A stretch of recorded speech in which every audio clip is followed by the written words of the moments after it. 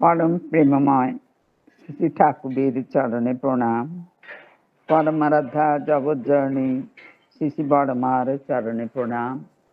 পরম পূজ্যপাদ শ্রী শ্রী বরদার চরণে প্রণাম। পরম পূজ্যপাদ শ্রী শ্রী আচার্য দেবের চরণে প্রণাম। ঠাকুর পরিবারে সবার চরণে শতকোটি প্রণাম জানায়। এই পবিত্র মাতৃ সম্মিলনে সবাইকে আমার অন্তরের আনন্দিত জয়গুরু জানায়। এই মাতৃ সম্মিলনে আমি যোগদান করতে পেরেছি আমার শুভ্রা মায়ের জন্য। দয়ালের চরণে আমার মা এবং যত মায়েরা আছেন, দাদারা যদি থাকেন, সবার মঙ্গল কামনা করি। দয়াময় সবাইকে ভালো রাখো। আমার দয়াময় সবাইকে ভালো রাখতে এসেছেন। সব তার আসার কারণ, যুগে যুগে তারা আসেন মানুষের প্রয়োজনে। আমার পরম দয়াল যুগ পুরুষোত্তম স্বয়ং কুলমালিক যিনি এসেছেন, তিনি এসেছেন এই বিশ্ব ব্রহ্মাণ্ডের মঙ্গলের জন্য। কি করে মঙ্গল হবে এবং এই বিশ্ব ব্রহ্মাণ্ডের সর্বের থেকে শ্রেষ্ঠ সৃষ্টি হলো মানুষ। সেই মানুষ কি করে মঙ্গলে থাকবে? জীব জন্তু পশু পাখি গাছপালা সবার মঙ্গল চায়। আর মানুষ যার নিজের মতামত আছে, ইচ্ছা আছে, সেই মানুষকে কি করে মঙ্গলের পথে নিয়ে যাবে? তাই দয়াল প্রভু আমার কত নিদান দিয়েছেন, কত কথা লিখেছেন। তার 22 বছর বয়সে তার পবিত্র সত্যানুসরণ গ্রন্থে তিনি লিখলেন যে তুমি তার ইচ্ছাধীন হও, তোমার ইচ্ছাধীন তাকে করতে যেও না, কারণ তোমার নিকট তিনি সুন্দর। যদি আমরা তার ইচ্ছাধীন হয়ে চলতে পারি, তিনি যেভাবে বলেন, যে কথা বলেন, সেই কথা যদি আমরা মেনে চলি, তাহলে আমাদের এই জীবনটা সুন্দর হয়। আমরা বহু বাধা বিপত্তি থেকে মুক্ত হয়ে আমরা নবজীবন লাভ করতে পারি। তাই তো দেখি সেই সময় সেই শ্যামাচরণ মুখোপাধ্যায়, ঠাকুরের আদরের গোপাল, যিনি তখনকার সময় সেক্রেটারি ছিলেন এই সৎসঙ্গের, যিনি এত ভালো ইংরাজি বলতেন যে সাহেবরা তার কথায় মুগ্ধ হয়ে যেত। সেই শ্যামাচরণ মুখোপাধ্যায় তিনি যাবেন বিশেষ কাজে ফরিদপুর প্রমথনাথ গঙ্গোপাধ্যায়ের কাছে, আশ্রমের কাজে। সঙ্গে যাচ্ছে দুর্গাচরণ। ঠাকুর বললেন, গোপাল তুমি যাচ্ছ যাও, কিন্তু 3রা আগস্টের মধ্যে তুমি ফিরে আসবে এই আশ্রমে। তখন দুর্গাচরণ আর শ্যামাচরণ, তার যার ডাক নাম ছিল গোপাল, আদরের গোপাল, সেই গোপাল গেল সেখানে। কাজ মিটলো। মেটার পর ওই যে প্রমথনাথ গঙ্গোপাধ্যায়, যে ফরিদপুরের রাজবাড়ির যিনি প্রধান, তার একজন আত্মীয়ের চাকরির দরকার, চাকরির কথা কলকাতায় এক সাহেবকে বলে দিলেই হবে। তখন দুর্গাচরণকে ভাবলো যে শ্যামাচরণ দা এত ভালো ইংরাজি বলে, উনি যদি গিয়ে বলেন তাহলেই চাকরিটা হয়ে যাবে। তখন সেই কথা বলল, শ্যামাচরণ দা ওই ছেলেটির চাকরি হয়ে যাবে, আপনি যদি একটু বলেন। তখন বলল, না আমাদের ফিরে যেতে হবে, দয়াল ঠাকুর বলে দিয়েছেন 3রা আগস্টের মধ্যেই ফিরে যেতে হবে। বলে একটু আপনি গেলে যদি চাকরিটা হয়ে যায়, ঠাকুর তাহলে খুব খুশি হবে। ঠাকুর তো মানুষের উপকার করতেই ভালোবাসেন। আপনি এত বুদ্ধিমান, আপনি এটা বোঝেন না? আপনি যদি আপনার কথাই একটা ছেলের চাকরি হয়ে যায়। কিছুতেই শ্যামাচরণ যাবে না, কিন্তু তার শেষ পর্যন্ত আমার ওই দুর্গাচরণ বাধ্য করলো, সেই শ্যামাচরণকে নিয়ে গেল। গিয়ে যখন তারা সেই কলকাতায় যাবে, তখন তারা ফেরার পথে সেই মাসদিয়া স্টেশনে একটা সুরমা মেলে লেগে সমস্ত সেই গাড়িটা একদম চুরমার হয়ে গেল। শ্যামাচরণ মারা গেল, দুর্গাচরণ মারা গেল। খবর এলো আশ্রমে, সবাই বলল যে ঠাকুর, শ্যামাচরণ এত ঠাকুরের ভক্ত ছিল, বাঁচাতে পারলো না। তখন দয়াল ঠাকুর বললেন যে মানুষের জীবনের হ্যান্ডেলটা যদি আমার হাতে দেয়, তাহলে আমি তার কুষ্ঠিটা পর্যন্ত পাল্টিয়ে দিতে পারি। কিন্তু যদি তার ইচ্ছাধীন না হয়, যদি মানুষ তার নিজের ইচ্ছাধীন হয়ে চলে, তাকে রক্ষা করবেন কি করে ঠাকুর? ঠাকুর কাঁদছেন, হ হ করে কাঁদছে, এত কাঁদছে, কাঁদতে কাঁদতে গলা ভেঙে গেছে। তখন কিছুতেই কেউ থামাতে পারছে না। তখন শ্যামাচরণের মা ঠাকুরকে গোপালী বলে ডাকতেন। গোপালী, তুমি যদি এত কাঁদো, আমরা কি করে থাকবো? এইভাবে ঠাকুর চেয়েছেন সব মানুষের জীবনের হ্যান্ডেলটা নিতে। তার মানে সব মানুষকে কেমন করে রক্ষা করবেন তাই তিনি বলছেন যে মা, তোমরা আমার কথা শোনো। তাই তো বললেন সদ্গুরু শরণাপন্ন হও, সৎ নাম মনন করো, সৎসঙ্গের আশ্রয় গ্রহণ করো। আমি নিশ্চয় করে বলছি, তোমার তার উন্নয়নের জন্য ভাবতে হবে না। আমরা সবাই ভালো থাকতে চাই, সবাই আনন্দে থাকতে চাই, সবাই সন্তান সন্ততি নিয়ে ভালো থাকতে চাই, বংশ পরম্পরায় ভালো থাকতে চাই। কেমন করে থাকবো যদি আমরা দয়ালের আদেশ নির্দেশ গুলো আমরা কাটাই কাটাই পালন করি? সেখানে কোনো প্রশ্ন থাকবে না, এইটুকু পালন করব, এইটুকু পালন করবো না, ওটা করবো না। তাই তো ঠাকুর বললেন, যদি জীবনটাকে সুন্দর করতে চাও, জেনারেশন আফটার জেনারেশন সুন্দর করতে চাও, তাহলে দীক্ষা, শিক্ষা, বিবাহ, এই তিনটে জিনিস যদি একটা পরিবারে ঠিক ঠিক মতো চলে, তাহলে আমাদের জীবন সুন্দর হয়। তাই তো আমার আচার্যদেব বললেন, আমরা পুরুষোত্তমের ধামে আছি, আমাদের পুরুষোত্তমকে নিয়ে চলা। পুরুষোত্তম কি কেমন করে, যেমন ভাবে তিনি বলেছেন তাই আমাদের চলা। আমরা যেন সেইভাবে চলতে পারি। দীক্ষা গ্রহণ করলে হবে না, দীক্ষা গ্রহণ করে আমাদের সেই পথে আমাদের চলতে হবে।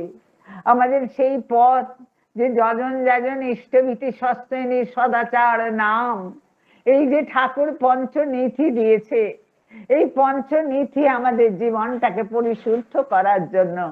এবং সেই যজনের নাম, নাম দয়াল ঠাকুর যে নাম নিয়ে এলেন, এই নাম হলো আদি নাম। এই নাম ধনাত্মক নাম। এই নাম যদি করা যায়, তাহলে আমাদের জীবনটা আরো সুন্দর হয়ে ওঠে। ঠাকুর তাই নাম দীক্ষা নিলে আমরা নাম পাই, সেই নামটা অনবরত করতে হয়। ঠাকুর বলছেন যে সুসানিসায় মন্ত্র সাধন, চলা ফেরাই যাও। আমরা যদি নাম করি, কেন ঠাকুর এত নাম বলছেন? এই নাম করলে আমাদের, ঠাকুর বলছেন, আমাদের ব্রেন সেল গুলো জাগ্রত হয়। আমাদের তাই তিনি দিলেন চক্রফট, যে চক্রফট সম্মুখে নিয়ে যদি আমরা নাম করি, তাহলে সেই চক্রফট বলছে 2 মিনিট এই স্পাইনাল কর্ডটাকে সোজা করে নিয়ে যদি আমরা নাম করতে পারি, তাহলে নাম করলে আমাদের যেই দুই ভুরুর মাঝখানে পিনিয়াল গ্ল্যান্ড আছে, সেটা জাগ্রত হয়। জাগ্রত হলে আমাদের সেই থেকে একটা সিক্রিয়েশন হয় মেলাটোনিন, এই ব্রেন সেল গুলো তখন জাগ্রত হয়ে ওঠে। ঠাকুর বলছেন যারা নাম করে তারা আত্মবিশ্লেষণ করতে পারে, কোনটা ভালো কোনটা মন্দ। আমরা সাধারণত আমরা আত্মবিশ্লেষণ করি না। আমরা আর বলছে কখনো সে কারোর অন্যের উপর দোষ চাপিয়ে দেয় না, নিজেকে সে পুঙ্খানুপুঙ্খ ভাবে দেখতে পায় যে নিজের দোষ কোনটুকু। তাই পরম পিতা আমাদেরকে পবিত্র করার জন্য, আমাদেরকে সুন্দর করার জন্য। তাই তিনি এমন সুন্দর এই নাম দিয়েছেন। এই নাম করলে, ঠাকুর বলছেন, এই নাম করলে মানুষের আয়ু বৃদ্ধি হয়। মানুষ যদি ঠিক ঠিক নাম করে, বলছে মারা যদি নাম করে, মায়েদের মধ্যে দেবীর ভাব হয়। তাই পরম দয়াল আমাদেরকে এত নামের কথা বলছেন। পরম দয়াল আমার বিজ্ঞানের যুগে এসেছেন, তাই তিনি বললেন উষা নিশায় মন্ত্র সাধন করতে, আর চলাফেরায় জপ সদা সর্বদা সেই নামময় হয়ে। দেখবে নামময় মানুষের মধ্যে একটা প্রবৃত্তিটাকে ছুতে পারে না। আমরা তো প্রবৃত্তির দাস হয়ে যাই। তাই পরম দয়াল এই নাম, আমরা মাতৃ সম্মেলন করছি, মায়েদের ওপর 14 আনা ভার। ঠাকুর বলেছেন ও মা, তোরা ছোট ছোট বড় মা হ, তোরা ছোট ছোট বড় মা হ। বড় মা হতে হলে কেমন হতে হবে? সর্বদা নামময় পবিত্র পরিবারটাকে একেবারে পবিত্র হয়ে যাবে সেই মা যদি শুধু নামময় থাকে। তার সন্তান বলছে, গর্ভে সন্তান আসার আগে থেকে আমার মা মনমোহিনী মা এত নাম করতেন। তাই প্রভু যখন জন্ম নিয়েছে, তারপরে যখন তাকে মা নাম দিচ্ছে, বলছে মা গো তুই কি নাম দিচ্ছিস মা? আমি তো তোর গর্ভ থেকেই করে আসছি, তোর পেটে থেকেই করে আসছি। তার মানে কি? এটা আমাদের দেখাতে যে আমরা মায়েরা কেমন করে তৈরি হবে। ছোট বয়স থেকে, কুমারী জীবন থেকে একটা মাকে তৈরি হতে হয় ছোটবেলা থেকে, সেই পবিত্র ভাবে হয়ে। তারপরে যখন পবিত্র ভাবে বিবাহ হয়, তার সেই নিয়ম অনুসারে যদি বিবাহ হয়, বর্ণ বংশ গোত্র সবকিছু দেখে, তারপরে যদি স্বামীর প্রতি তার শ্রদ্ধা ভক্তি থাকে, স্বামীর প্রতি টান যেমনি ছেলেও জীবন পায় তেমনি সেই সন্তান পায়। তারপরে সন্তানকে তৈরি করা এই যে নাম, মা নাম করবে, বাবা নাম করবে, ছোট ছোট ছেলেটাকে কোলে দুধ দেবে, নাম করতে করতে একটু বড় হবে, তার হাতে দিয়ে ইষ্টভীতি করাবে, তাকে বসে একটু নাম করাবে। আমরা তো শুধু পড়াশুনো পড়াশুনো পড়াশুনো করাই। একটা পবিত্র ভালো মানুষ হলে সে দেখবে কিছু না কিছু করে খাবেই খাবে। পড়া তো করাতেই হবে, যুগের সাথে তাল মিলিয়ে তাকে, তার সাথে সাথে তাকে যদি আমরা একটু বসে নাম করাই, তার ব্রেন সেল আরো জাগ্রত হবে। কারণ ঠাকুর বলছেন 40 বছর বয়স পর্যন্ত এই ব্রেনের মেলাটোনিন সিক্রেশনটা খুব ভালো হয়।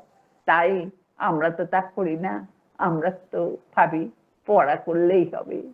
দয়াল প্রভুর চরণ তলে এসেছি, প্রভু আমার এত জিনিস, তার পথে চললে তিনি ওই যে বলেছেন হ্যান্ডেলটা আমার হাতে দিতে, তিনি যা বলেছেন তাই কোনো প্রশ্ন না করে যদি আমরা করে যাই, ঠাকুর বলছে যদি বোকার মতো না কেউ করে যায় তাও তার মঙ্গল হবে। দয়াল ঠাকুর আমাদেরকে এই নাম করার পর প্রতিটা জিনিস এত বিজ্ঞান, এত জীবনেও আমার শুধু মনে হয় নাম করার পর আমরা যখন ওই 97টা পাঠ করি, আমি বলি আমি অপ্রথি অমানে নিরালাস কাম লভজিত বসি, তখন আমার মনে হয় যখন পরবর্তীকালে সংসার করতে গিয়ে যদি একটু রাগ হয়, ভাবি যে তাহলে আমি যে সকালবেলা আমি বলেছি আমি অক্রোধী, আমি অমানি, আমার কেউ একটা কথা বললেই আমার কষ্ট হয়, তা না, চিন্তা করতে শিখতে হয়, নাম করলে এগুলো হয়। তাই ঠাকুর শেখালেন তোমাকে প্রতিষ্ঠা করাই আমার জীবনের যোগ্য। আমার ঠাকুরকে প্রতিষ্ঠা কোথায় করব? আমার আচার্যদেব বলছেন যে ঠাকুর কোথায় আছে দেখো, তুমি আমাকে দেখো, আমার চরিত্র, আমার কথা বলা, আমার ভালোবাসা, আমার স্নেহ মমতা, তা যেন আমাদের সেই বড়মা যেমন করে ভালোবেসেছেন সবাইকে, সবাইকে বুকে নিয়েছেন। আমার ঠাকুরের কাছে সবাই ছিল আমার আপন। আচার্য পরম্পরায়ও তাই দেখে যাচ্ছি। আজ বর্তমান আচার্যদেবের চরণতলে কত মানুষ যাচ্ছে, কত প্রাণের নিদান পাচ্ছে। তাই ঠাকুর বলছে যে তোমার মধ্যে ঠাকুরত্ব না থাকলে কেহ তোমার কেন্দ্র না ঠাকুর না, ফাঁকি দিলেই পেতে হবে তা। তাই দয়ালের চরণতলে এসে আমরা সেই পাঠ করি, আমাকে আর পারিপার্শ্বিকের জন্য দয়াল ঠাকুর বলছেন, আপদে বিপদে যথাসাধ্য অর্থ বাক বাস্তব কর্মে সাহায্য করিয়া তাদের আপদ মুক্তির জন্য বদ্ধ পরিকর হও।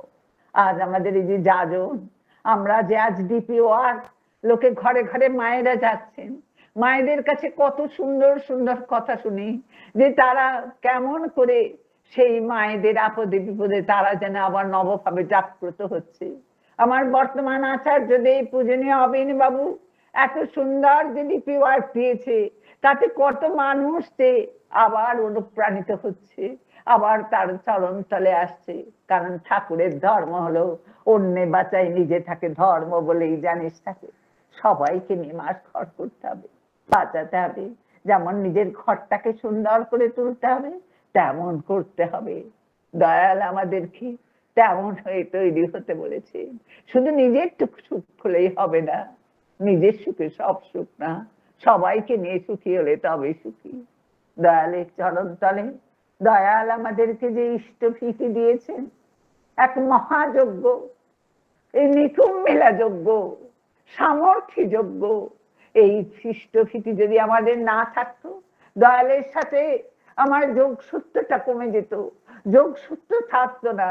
দয়াল বলছেন একটা গাছ আছে, পাতা আছে, মাঝে আছে বোটা, ওই বোটাটা ছিঁড়ে ফেলে দিই, তাহলে পাতার সঙ্গে গাছের আর সম্পর্ক থাকে? থাকে না। ইষ্টভীতি সেই সম্পর্ক। তাই আজ বর্তমান আচার্য দেবের ঘরে ঘরে মায়েরা যদি আবার ইষ্টভীতি করুক, আবার ঠাকুরকে সুন্দর করে সাজা, আবার ইষ্টভীতি পায়, তবে তাদের যোগসূত্র আসবে। তাই দয়াল প্রভু আমরা এই ইষ্টভীতি, দয়াল বলছেন ইষ্টভীতি সামর্থ্য, আমার সামর্থ্য ভালো, আমি ভালো খাই পড়ি ভালো থাকি, আমার পরম দয়াল যে আমার জীবন দিয়েছে, আমরা যাকে বলি জীব জগৎ জীবন কারণ করুণাময় স্বামী, তোমার দয়ায় লোভেছে জন্ম সকলে পেয়েছি আমি, তোমার দয়ায় পেয়েছি। অতএব তোমাকে আমার জীবন দিয়ে ভালোবাসা দিয়ে সব দিয়ে তোমার পূজা করব, আমার জীবনের সমস্ত অর্থ তোমার চরণে দেব। আমার দয়াল প্রভু কীর্তি আমাদের মনে হবে আনন্দ। আমরা যেমন এই ইষ্টভীতি করব, আমরা নিজেরা করব, আমরা বাড়াবো করব আমার ছোট ছেলে মেয়েগুলোকেও। কারণ আমরা মাতৃ সম্মিলন করছি শুধু মারা জাগরিত হওয়ার জন্য। যত মায়েরা জাগরিত হবে তত পরিবারগুলো জাগরিত হবে। যদি মা দীক্ষিত হয়, দেখা যায় সে মা তার ছেলেটাকে নিয়ে কি করে দীক্ষা দেবে শুধু চেষ্টা করে, বাবা হলে অতটা হয় না। সেই জন্য মায়ের খুব জাগরণ দরকার। আমি দেখি যে মা জাগরিত, সে মা দেখি সেই 5 বছর বয়সে টেনে এনে চিত্তিকের কাছে একটু নাম দেয়, আবার রোজ দেখে সেই ইষ্টভীতিটা ঠিক মতো করছে কিনা, মা করে। তাই মাদের এই মাতৃ সম্মেলনের এত প্রয়োজন, মাদের জানা দরকার, মাদের ঠাকুরকে আরো থেকে আরো ভালোবাসা। বড় মা কেমন করে সংসার করেছে সদা সর্বদা স্মরণে রাখা, যে বড় মা তুমি যেমন করে সব সহ্য করে সংসারটাকে চালিয়ে করেছো, আমরা যেন তেমন পারি। বড় মা আশীর্বাদ দাও, বড় মা আমরা যেন তেমন পারি। তাই ওই ছোট ছেলে মেয়েগুলোকে যদি ছোটবেলা থেকে নিয়ে নিয়ে তাদেরকে ইষ্টভীতি করানো হয়, তাহলে বড় হলে আর তারা ইষ্টভীতি করতে ভুল করে না, তারা ঠিক করে। তারা দেখা যায় মায়ের কাছে চায়, দাও মা আমায় দাও, সে মেয়ে করে। তাই ঠাকুর বলছেন ঐশদের কাঁচায় না নোয়ালে বাস, পাকড়ে করে টাস টাস। আমরা বড় হয়ে ভাবি, আমরা অনেক সময় দীক্ষা দেওয়ার জন্য কতজনকে বলি, হয়তো তারা কেউ বলে আজ না আর একটু হোক, ও মুখ হোক তো মুখ হোক। তারা বোঝে না যে ছেলে 12 বছর 5 বছরে নাম দাও আর 12 বছরে দীক্ষা দাও। যদি দীক্ষা ওই সময় না দিয়ে আর শুধু দীক্ষা দিলেই হবে না, তাদের হাতে দিয়ে ইষ্টভীতি করাতে হবে, তাদের নিয়ে প্রার্থনায় বসাতে হবে। আমার ঠাকুর দাদা আচার্য দেব বলছেন যে একবেলাও আপনারা একটু প্রার্থনায় বসবেন। এই প্রার্থনা হলো আমাদের সমবেত হওয়া, মানুষের মধ্যে ইউনিটি একতা আসে এই প্রার্থনার মধ্যে দিয়ে।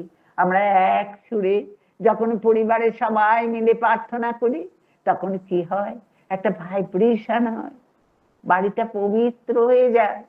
তাই আমরা সেইভাবে আমরা যেন সবাই মিলে আমরা প্রার্থনা করি। প্রার্থনায় ভীষণ গুণ তার রয়েছে।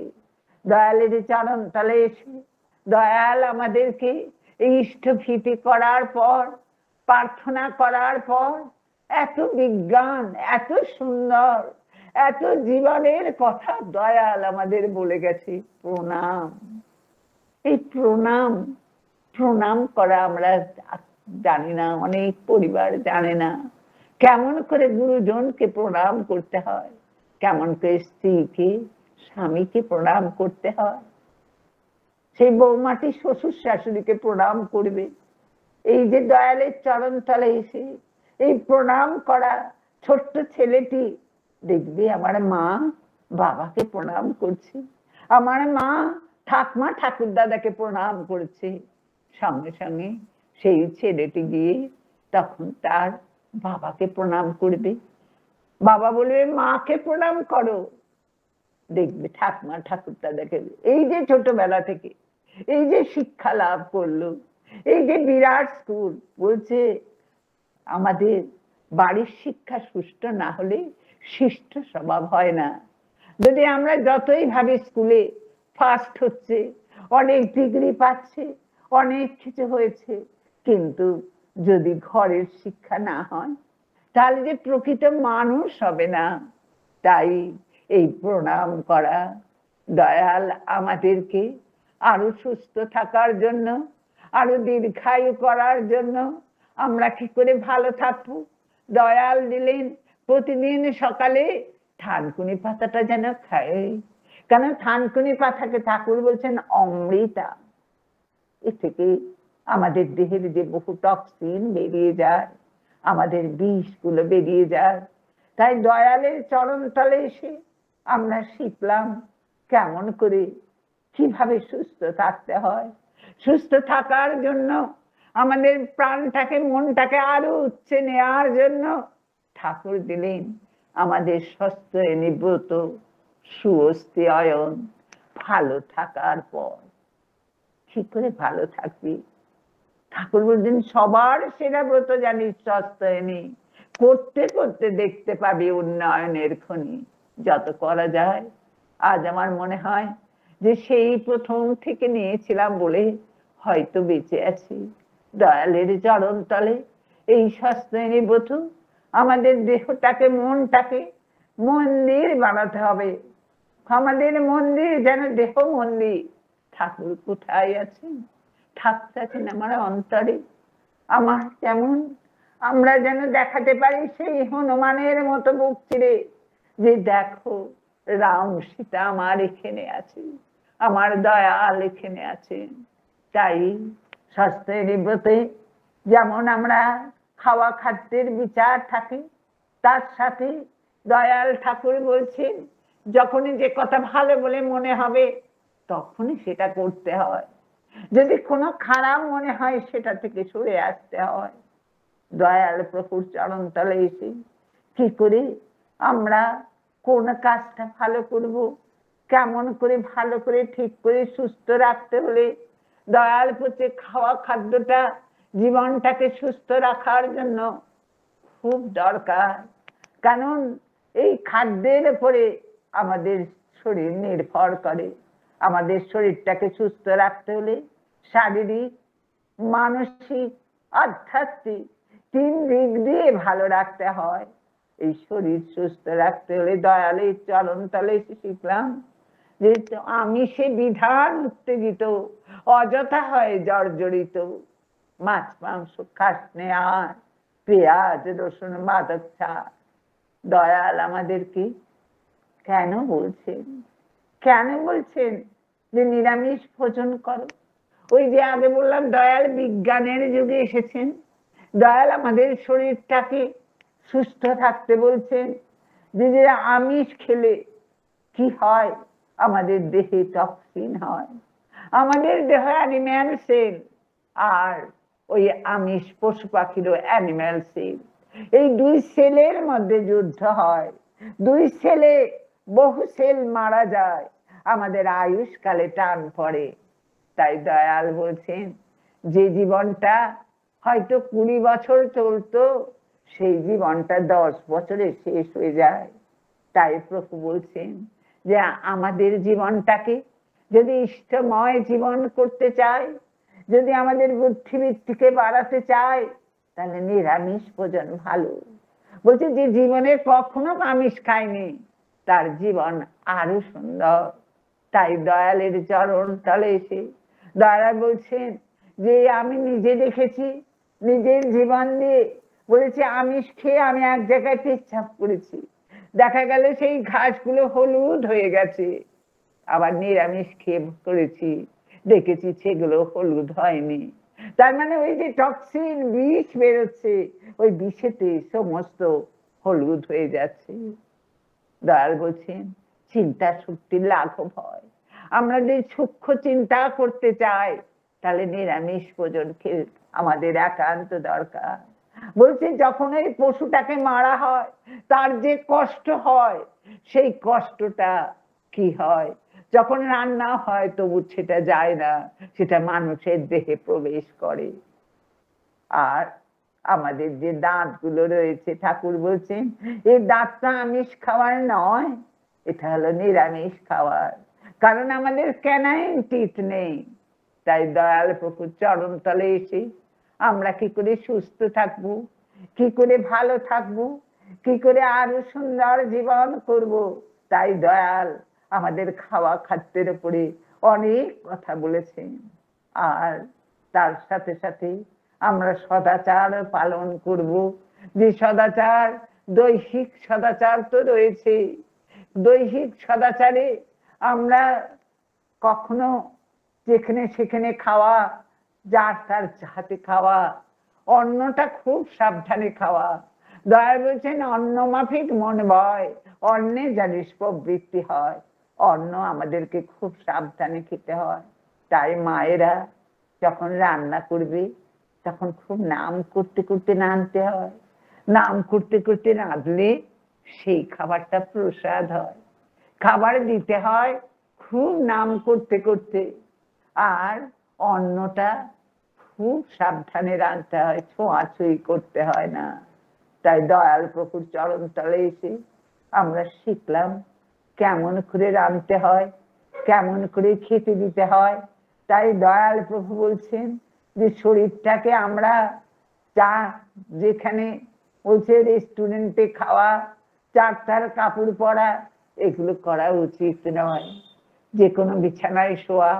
দয়াল প্রভু কারণ এই মানব দেহ জীবনটাকে মানুষ 84 কোটি যোনি ঘুরে তবেই মানব জন্ম পায়। এই দুর্লভ জন্মকে আমরা যেন হেলায় না হারিয়ে ফেলি। আর দয়ালের চরণ তলে এসে সদা সর্বদা নাম, তার বই পড়া, তার ভাবে চলা। শুধু আমি থাকলে হবে না, আমার পরিবারকে করতে হবে। আমার পরিবারকে শুধু করলে হবে না, আমার পরিবার সব মানুষের মধ্যে থাকবে। আমার ছেলেটি 5 জনকে নিয়ে থাকবে। তাই জন্য মানুষকে, তাই তো ঠাকুর দিলেন যাজন। সেই যাজন আমরা ঘরে ঘরে যাব, মানুষকে তার এই পরম দয়ালের কথা বলবো, জগৎটাকে সুন্দর করব। আমার পরম দয়াল সেই দিয়েছেন। ঠাকুর বলছেন যে অপরের মঙ্গল কামনায় নিজ মঙ্গলের প্রসূতি। আর যদি জেনারেশন আফটার জেনারেশন আমরা ভালো থাকতে চাই, আমি যদি সুন্দর সন্তান চাই, যদি তাদের দীর্ঘায়ু চাই, তাহলে মা গো, সকলে আমরা মায়ের আছি, সন্তানদের বিবাহটা যেন ঠিক দিই। বিবাহ যদি ঠিক না হয়, তাহলে কিছুই হবে না, সমস্ত নষ্ট হয়ে যাবে, ভালো মানুষ পাওয়া যাবে না। কে চালাবে এই দেশ, কে চালাবে এই পৃথিবী? তাই তো ঠাকুর বললেন যে সুনয়ন আর সুপ্রজনন, এই তো বিয়ের মূল। যেমন তেমন করে বিয়ে করিস না কবুল। আমরা পরম দয়ালের চরণ তলে এসেছি, ভাগ্য আমরা যেন সেই পথে, দয়াল যে বলেছেন হ্যান্ডেলটা আমার হাতে দাও, আমরা সমস্ত দিয়ে, আমরা কোনো প্রশ্ন নেই, বলেছে বোকার মতন প্রশ্ন আমার অস্ত্রজাত, রহুক যুক্তি সরে, তোমার পূজা করব আমি মরণ স্তব্ধ করে। সবার মঙ্গল কামনা করি। দয়াময়, আমার মা খুব সুন্দর সঞ্চালন করছে, আমার মায়েরা খুব সুন্দর আবৃত্তি, গান, পাঠ অপূর্ব করেছে। সবাই ভালো থাকুক, সুস্থ থাকুক, আনন্দে থাকুক, দীর্ঘায়ু হোক, পারিপার্শ্বিক সবাইকে নিয়ে, সন্তান সন্ততি স্বামী, আমি সবার মঙ্গল কামনা করি আমার কথা এখানেই সমাপ্ত করলাম। জয় গুরু মাগো, জয় গুরু। সবাই জয় গুরু, জয়।